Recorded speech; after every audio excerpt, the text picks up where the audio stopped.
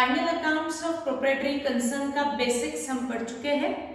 इस final accounts में हमको पोस्टिंग जो करना है वो पोस्टिंग आज हम किस तरीके से ट्रेडिंग P&L बैलेंस शीट में एंट्रीज को पोस्ट किया जाएगा, किस तरीके से एडजस्टमेंट्स के डबल इफेक्ट विद लॉजिक दिए जाएंगे, ये सारे अब हम पोस्टिंग आज के लेक्चर में कवर करेंगे। बट जो क्वेश्चन हमने लिया है जरूरी नहीं है कि आज हमारा ये कंप्लीट हो, पर हम जितनी भी एंट्रीज आज पोस्ट करने वाले हैं उस एंट्री को हम ट्रेडिंग P&L बैलेंस शीट में किस तरीके से पोस्ट करेंगे, वो क्यों पोस्ट किया जाएगा ट्रेडिंग में, P&L में, बैलेंस शीट, इसका लॉजिक, हर एक एंट्री का लॉजिक सबको समझ में आना ही चाहिए। ठीक, सिंपल है, इंटरेस्टिंग भी है। मैंने कहा है कि इसमें इस टॉपिक के ऊपर वेटेज भी बहुत होता है, तो ये टॉपिक को हमको अच्छे से इसी ईयर में उसका कंसेप्ट हमको अच्छे से कवर करना है। ठीक, तो जो क्वेश्चन मैंने आपको दिया हुआ है उस क्वेश्चन में हमने बुक के भी क्वेश्चंस हम पूरे करने वाले हैं, बट बुक में एकदम से बहुत सारी एंट्रीज फर्स्ट क्वेश्चन में दे दी है तो थोड़ा सा वो डिफिकल्ट जा सकता है। इसीलिए सिंपल क्वेश्चन आज मैंने आपको फ्रेम करके दिया हुआ है। ये क्वेश्चन को हम धीरे धीरे डिफिकल्ट क्वेश्चन की तरफ बढ़ते जाएंगे। तो पहले हम इस क्वेश्चन को समझते हैं कि किस तरीके से फाइनल अकाउंट में पोस्टिंग किया जाएगा। तो क्वेश्चन में देखते हैं, मैं हर एक मीनिंग एक्सप्लेन कर रही हूँ, हर एक को हम लॉजिकली इफेक्ट सोचेंगे और फिर पोस्ट करेंगे। ठीक है, तो देखो आपको क्या दिया हुआ है। Following is the trial balance of Kalpana traders as on 31 March 2009। इस सेंटेंस का मीनिंग है following is the trial balance of Kalpana traders. Trial balance, कोई कल्पना ट्रेडर्स नाम का बिजनेस है, उस बिजनेस का आपको ट्रायल बैलेंस दिया हुआ है। आपको ट्रायल बैलेंस कभी भी प्रिपेयर इस फाइनल अकाउंट में करने की जरूरत नहीं रहेगी, ये आपको दिया जाएगा। Trial balance means list of all ledger balances, जितनी भी लेजर में बैलेंसेस हमने फाइंड आउट किए हैं at the time of closing, ये क्लोजिंग बैलेंसेस की एक लिस्ट बनाई थी, उस लिस्ट को हम कहते हैं trial balance for the year ended 31 March 2009। यानी ये ट्रायल बैलेंस का ईयर 31 मार्च 2009 दिया हुआ है। दैट मीन्स ये Kalpana traders financial year and कर रही है 31 मार्च 2009 इस डेट को। ईयर एंड हो रहा है 31 मार्च 2009, यानी ये ईयर स्टार्ट हुआ होगा बिफोर 12 मंथ्स, क्योंकि ईयर 12 मंथ्स का होता है। वो ईयर अगर वो 12 मंथ्स 31 मार्च 9 को एंड होते हैं तो ये ईयर स्टार्ट हुआ होगा बिफोर 12 मंथ्स। तो मैं लिखती हूँ इसका डेट 1 अप्रैल 2008। दैट मीन्स जिस ईयर के लिए हम फाइनल अकाउंट प्रिपेयर कर रहे हैं वो ईयर हमारे लिए रहेगा 1 अप्रैल 8 टू 31 मार्च 2009। ध्यान सबका चाहिए, जो डेट्स दी है, जो इंफॉर्मेशन होती है, उसका कहीं ना कहीं कुछ ना कुछ मीनिंग होता है। अगर एंड हो रहा है मार्च 9 को, यानी ये ईयर स्टार्ट हो रहा होगा 1 अप्रैल 8 इस डेट को। 1 अप्रैल 8 टू 31 मार्च 9 ये ईयर के लिए हम कल्पना ट्रेडर्स का फाइनल अकाउंट प्रिपेयर करने जा रहे हैं, यानी इस ईयर का हमें कल्पना ट्रेडर्स का प्रॉफिट लॉस कैलकुलेट करना है एंड फाइनेंशियल पोजीशन जाननी है। देखो रिकलेक्ट हो रहा है क्या, फाइनल अकाउंट को प्रिपेयर करने के दो ऑब्जेक्टिव्स होते हैं। फर्स्ट टू नो प्रॉफिट और loss and second to show the financial condition of the business. तो फर्स्ट ऑब्जेक्ट को फुलफिल करने के लिए कल्पना ट्रेडर्स को कुछ ना कुछ अकाउंटिंग करना पड़ेगा। सेकंड ऑब्जेक्टिव को फुलफिल करने के लिए कल्पना ट्रेडर्स को कुछ ना कुछ अकाउंटिंग करना पड़ेगा। तो फर्स्ट ऑब्जेक्टिव प्रॉफिट लॉस को कैलकुलेट करने के लिए कल्पना ट्रेडर्स ओपन करेगी trading and P&L account and second objective को फुलफिल करने के लिए कल्पना ट्रेडर्स ओपन करेगी statement that is balance sheet. ये सबको कंसेप्ट सबको मालूम है। ठीक, आगे बढ़ते हैं। You are required to prepare trading and profit and loss account for the year ended 31st March 9 and balance sheet as on that date. आपको बैलेंस शीट भी प्रिपेयर करनी है. Final account itself covers trading, P&L and balance sheet. Now trial balance as on 31st March 2009. अगर मैं देखती हूँ तो left hand side में कुछ एंट्रीज दी है, राइट हैंड साइड में कुछ एंट्रीज दी है.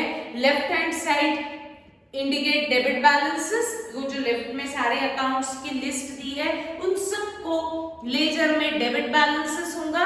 And right hand side is income side, that is credit side, यानी ट्रायल बैलेंस के क्रेडिट में जो अकाउंट्स दिए हुए हैं उन सबको क्रेडिट बैलेंस होगा.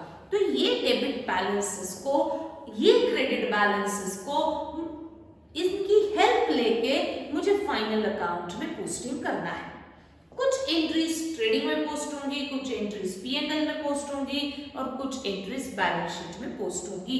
किस तरीके से पोस्ट होंगी हम देखेंगे. अब ट्रायल बैलेंस एंड हो गया, देखो क्लोज हो गया. उसके नीचे आपको कुछ एडिशनल इंफॉर्मेशन दी है, उसको उन्होंने कहा है एडजस्टमेंट. देखो क्या दिया है, क्लोजिंग स्टॉक, एक ही एडजस्टमेंट दी है, वो ट्रायल बैलेंस के बाहर है. फिर एडजस्टमेंट्स को भी मुझे रिकॉर्ड करना पड़ेगा फाइनल अकाउंट में, but by showing double effect. ठीक, ये मालूम है सबको.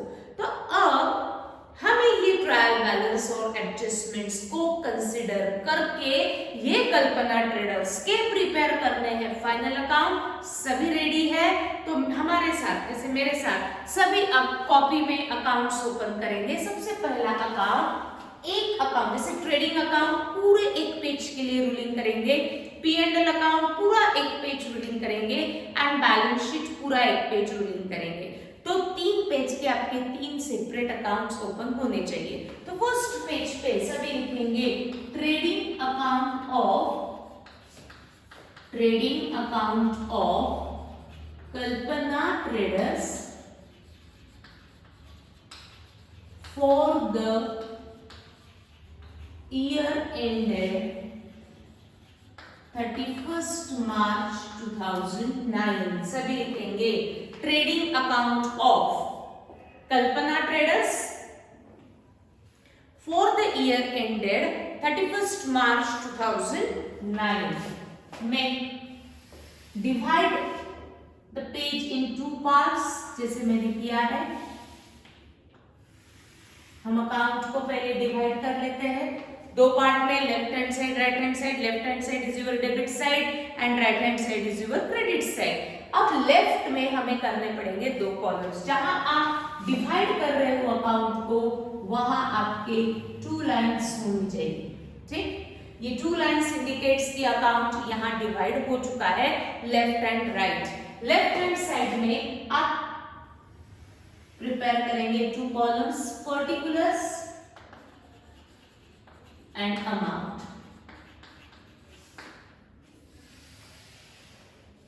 On the right hand side also particulars and amount. No date column, no ledger or journal folio, nothing. Make 4 columns, particulars amount, क्योंकि ये ईयर एंड में prepare किया जाता है तो इसके लिए कोई डेट नहीं बनता. हमने डायरेक्टली लिखा है for the year ended 31st March 2009. ठीक, left hand side is your debit side, to write down on the left hand side corner debit and on the right hand side corner credit. ये आपके laser का part होना ही चाहिए ना, debit credit.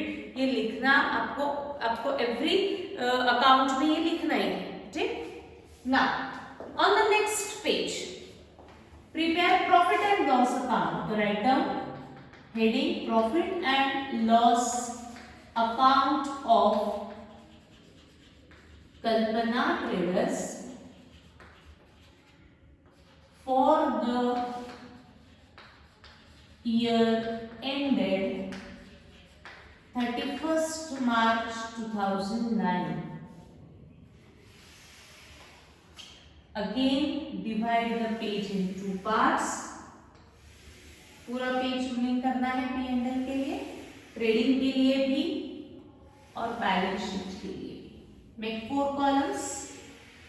Again, on the left hand side, that is on the debit side, on the right hand side, that is on the credit side, make two columns, particulars amount and particulars amount.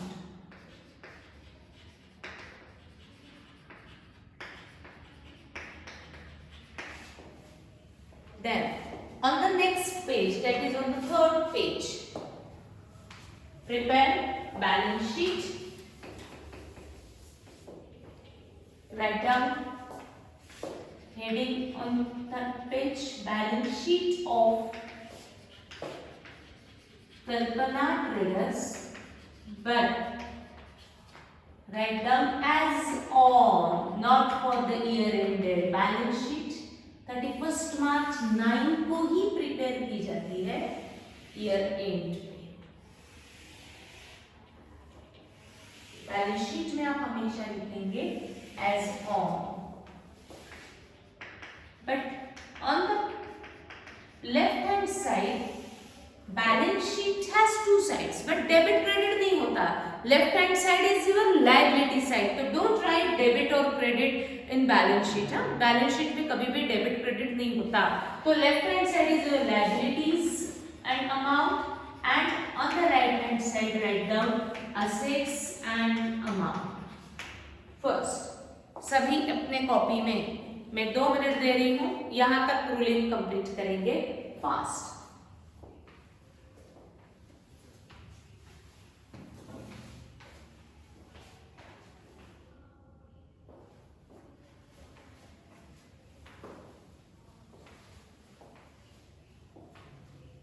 Trading account. In trading account, make 4 columns, particulars amount, particulars amount. In P&L, make 4 columns, particulars amount, particulars amount. पूरा लिखना है। Heading में P&L account of Kalpana Traders for the year ended 31st March 2009. Trading also trading account of Kalpana Traders for the year ended 31st March 2009, but in balance sheet of Kalpana Traders लिखेंगे as on 31st March 2009, liabilities amount, assets amount.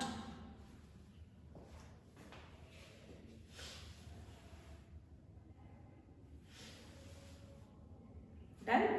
Now, जिसे हमने देखा कि ये Kalpana traders का year and हो रहा है 31st मार्च 9, दैट मीन्स इसका ईयर स्टार्ट हुआ है 1 अप्रैल 8।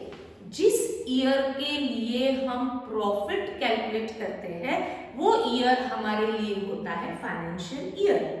तो इस कल्पना ट्रेडर का financial year is 1 April 8 to 31st March 9। जिस ईयर का मैं प्रॉफिट कैलकुलेट कर रही हूँ वो ईयर को मैं कहती हूँ करंट ईयर। करंट ईयर यानी ये मेरा अभी का ईयर है जिस ईयर के लिए मैं प्रॉफिट कैलकुलेट करती हूँ।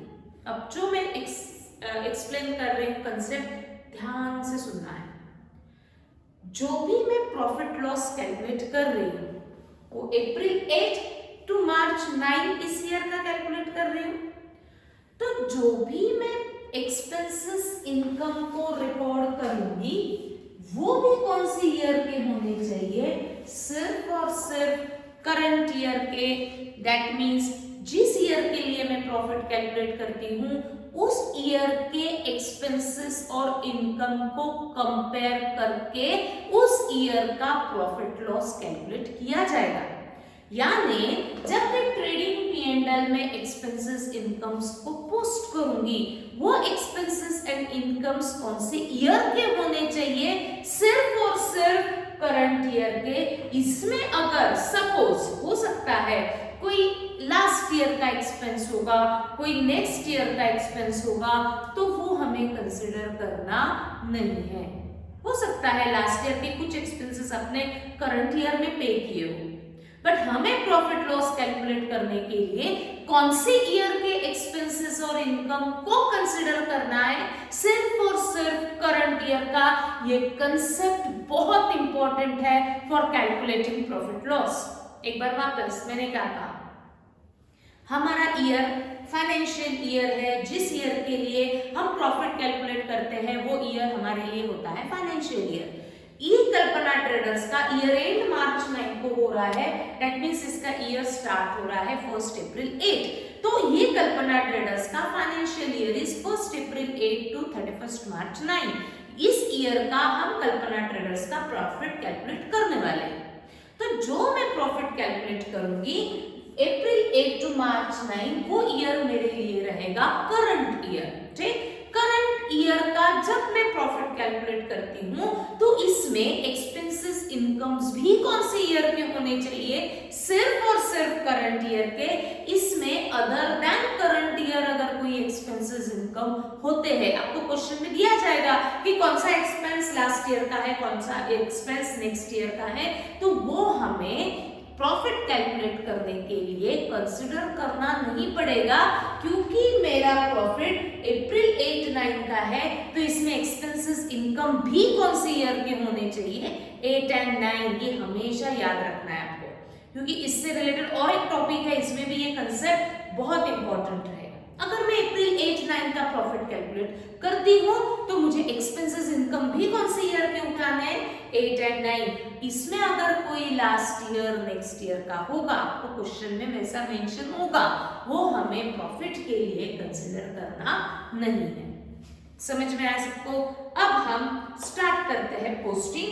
कैसे करेंगे पोस्टिंग, ध्यान सबका, मैंने पहले ही कहा पूरा पोस्टिंग आज होगा, ये एक्सपेक्ट आप करो ही मत। बट जितना भी हम पोस्टिंग करेंगे, भले ही मैं 4 ही एंट्रीज पोस्ट करूंगी, बट वो 100% समझ में आनी चाहिए। ठीक, अब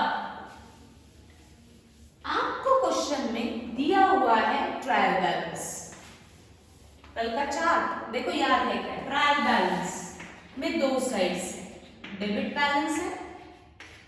डेबिट बैलेंस क्या इंडिकेट करता है आपके लिए, एक्सपेंस। बट एक्सपेंसेस को 2 पार्ट में कैटेगराइज किया गया। एक्सपेंसेस वैसे 3 टाइप्स के होते हैं, बट मैं आपको 2 टाइप को ही अभी फिलहाल एक्सप्लेन कर रही हूँ। 2 टाइप के होंगे, कौन से, revenue expense and capital expense. देखो तो सबको रेवेन्यू एंड कैपिटल का मीनिंग क्लियर है क्या? रेवेन्यू जिसका नेचर रिकरिंग होता है, रिकरिंग यानी जो एक्सपेंसेस बिजनेस को बार बार करने पड़ते हैं, वो एक्सपेंसेस बिजनेस के लिए होते हैं रेवेन्यू एक्सपेंसेस। ऐसे बहुत सारे एक्सपेंस होते हैं बिजनेस को एवरी मंथ एवरी ईयर पे करते जाना है, salary, wages, carriage, electricity bill, maintenance, mobile bill, ऐसे बहुत सारे एक्सपेंस है जो बिजनेस को एवरी ईयर पे करने हैं। तो वो एक्सपेंसेस किसके अंडर क्लासिफाई होते हैं, रेवेन्यू एक्सपेंसेस। बट ऐसे भी कुछ एक्सपेंसेस होते हैं जो आपसे वन टाइम करते हो। One time expense is your capital expense. हमने घर में रेफ्रिजरेटर परचेस किया, it is a one time expense, no? यानी मैंने जब रेफ्रिजरेटर परचेस किया तो मेरे लिए एक्सपेंस हुआ, क्योंकि मैंने इसके अगेंस्ट पेमेंट किया। बट क्या रेफ्रिजरेटर मैं आज भी परचेस कर रही हूँ, नेक्स्ट मंथ भी परचेस कर रही हूँ, एवरी ईयर परचेस कर रही हूँ, ऐसा होगा क्या? No, it is a one time expense. वो एक्सपेंस होने के बाद उसका बेनिफिट मुझे लॉन्ग टर्म मिलने वाला है, 1 साल से ज्यादा मिलने वाला है।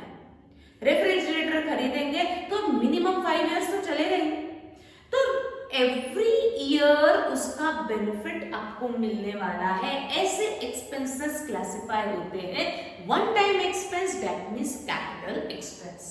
ठीक, तो एक्सपेंसेस खर्चा किया, एक्सपेंस हुआ, बट उसको डिवाइड करो रेवेन्यू कैपिटल। आप घर में भी सोच सकते हो आपके लिए कौन सा रेवेन्यू है और कौन से कैपिटल है।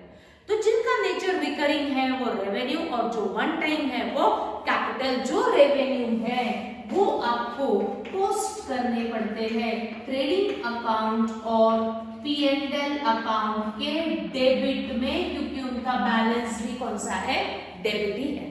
तो जो डेबिट बैलेंस है वो डेबिट में ही पोस्ट होगा।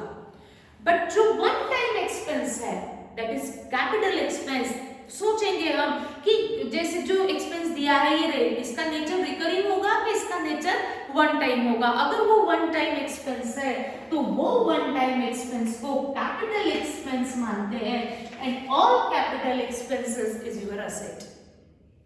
ठीक, तो ये असेट हमको बैलेंस शीट में असेट साइड में यानी right hand side, not debit credit, हाँ, बैलेंस शीट की right hand side is your asset side.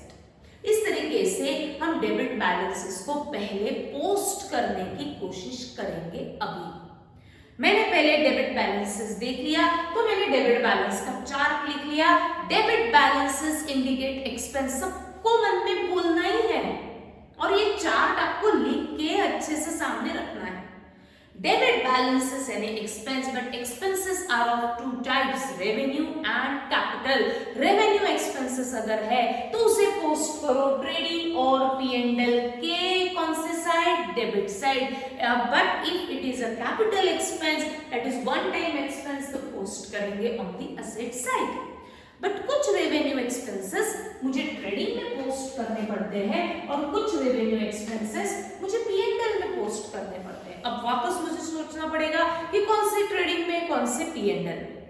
Trading account में पोस्ट किए जाते हैं परचेज से रिलेटेड एक्सपेंस, गुड्स खरीदते समय जो भी एक्सपेंसेस आपने पे किए वो सारे परचेज से रिलेटेड एक्सपेंसेस पोस्ट किए जाते हैं ट्रेडिंग अकाउंट में।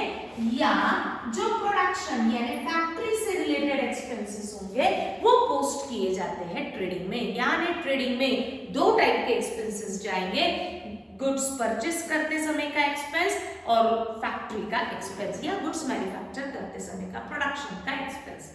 ठीक, P&L में हमको यहाँ परचेस का एक्सपेंस है तो सेल करते समय भी एक्सपेंस होंगे ना, तो सेलिंग एक्सपेंस कहाँ जाएंगे, P&L में। यहाँ फैक्ट्री गया है तो ऑफिस एक्सपेंस कहाँ जाएंगे, P&L में। इस तरीके से एक्सपेंसेस को चार एक्सपेंसेस, रेवेन्यू एक्सपेंसेस को मैंने चार एक्सपेंस में डिवाइड किया, purchase expense, selling expense, factory expense, office expense.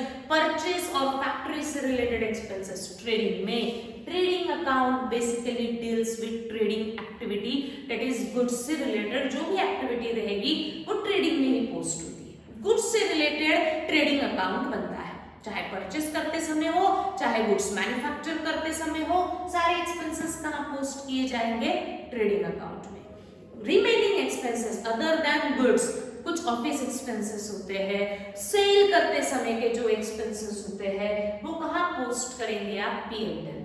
तो स्टार्ट करते हैं पोस्टिंग, धीरे धीरे करते हुए ही हमको आगे बढ़ना है। मैं बार बार बोल रही हूँ, मुझे क्वेश्चन को कंप्लीट करना मेरा ऑब्जेक्टिव नहीं है। मैं जितनी भी एंट्रीज आज रिकॉर्ड करूंगी, चाहे 2, चाहे 3, चाहे 4, वो 100% समझ में आनी चाहिए। डन, देखते हैं फर्स्ट एंट्री डेबिट में, स्टॉक ऑन 1 अप्रैल 2008। 1 अप्रैल 2008 यानी अगर मैंने ईयर बताया था तो वो हमारा था 1 अप्रैल 8 टू 31 मार्च 9। ये स्टॉक कौन सी डेट का है, 1 April. 1 April is opening date of our financial year. Stock यानी ओपनिंग स्टॉक है एंड ओपनिंग स्टॉक का मीनिंग होता है परचेसेस। मैंने ट्रायल बैलेंस एक्सप्लेन करते हुए कहा था ओपनिंग स्टॉक यानी क्या, परचेसेस है। परचेसेस है तो क्या मैं परचेस को एक ही बार परचेस करूंगी गुड्स की मैं इसको एवरी ईयर परचेस करूंगी। एवरी ईयर मैं अगर बिजनेस करती हूं तो मुझे परचेसेस एवरी ईयर करने हैं, तो मेरा ये ओपनिंग स्टॉक परचेसेस है और परचेसेस डेबिट बैलेंस दिया हुआ है, तो मैं सोचूंगी मेरे लिए परचेसेस रेवेन्यू है या कैपिटल है। क्या मैं परचेसेस को एक ही बार करूंगी या मैं परचेस को एवरी ईयर करूंगी। गुड्स में बिजनेस कर रही हूं तो मुझे गुड्स एवरी ईयर परचेस करना है, that means it is our revenue expense. वो गुड्स परचेस है, गुड्स से रिलेटेड है, तो मुझे इसको कहां पोस्ट करना पड़ेगा, ट्रेडिंग अकाउंट में। और इसीलिए डेबिट बैलेंस है तो ट्रेडिंग अकाउंट के डेबिट में मैं प्रीफिक्स करूंगी टू और लिखूंगी opening stock. To opening stock कितना दिया हुआ है, 30,000। हमने क्या किया, ट्रायल बैलेंस को मुझे फाइनल अकाउंट्स में पोस्ट करना है। ट्रायल बैलेंस की एंट्री का सिंगल इफेक्ट ही देंगे क्योंकि ये रिकॉर्डेड एंट्रीज होती है, ये हर बुक में रिकॉर्ड करते करते ट्रायल बैलेंस में आए हैं। तो जब फाइनल अकाउंट में इसको हम पोस्ट करेंगे तो एक ही बार पोस्ट करेंगे। फिर डेबिट बैलेंसेस मुझे पहले पोस्ट करने हैं। डेबिट बैलेंसेस यानी एक्सपेंस, या तो मेरे लिए रेवेन्यू एक्सपेंस है, नहीं तो मेरे लिए कैपिटल एक्सपेंस है। ओपनिंग स्टॉक दिया हुआ है। ओपनिंग स्टॉक का simple meaning is purchases, goods purchase जो किए उसको हम कहेंगे opening stock. But opening stock का डेबिट बैलेंस है तो मुझे सोचना है कि वो मेरे लिए रेवेन्यू एक्सपेंस रहेगा या मेरे लिए वो कैपिटल एक्सपेंस रहेगा। रेवेन्यू एक्सपेंस है तो हम इसे कहां पोस्ट कर सकते हैं, ट्रेडिंग नहीं तो P&L। बट गुड्स से रिलेटेड है ओपनिंग स्टॉक तो मैं इसको कहां पोस्ट करूंगी, ट्रेडिंग अकाउंट में। और इसीलिए मैंने ट्रेडिंग अकाउंट की किस साइड लिखा, डेबिट में, क्यों, क्योंकि उसका डेबिट बैलेंस है। टू ओपनिंग स्टॉक 30,000, ये होगी मेरी एंट्री। फिर मैं आगे बढ़ती हूँ, नेक्स्ट इज परचेसेस। और परचेसेस के, ये स्टॉक तो था ही पर और बिजनेस ने परचेस की। इस परचेस अकाउंट किसके लिए प्रिपेयर हम करते हैं, गुड्स से रिलेटेड। याद है क्या, गुड्स से रिलेटेड हम परचेस और सेल्स अकाउंट मेंटेन करते हैं। यहां परचेस दिया है यानी ये गुड्स परचेस है। अब इसका कौन सा बैलेंस है, डेबिट बैलेंस है।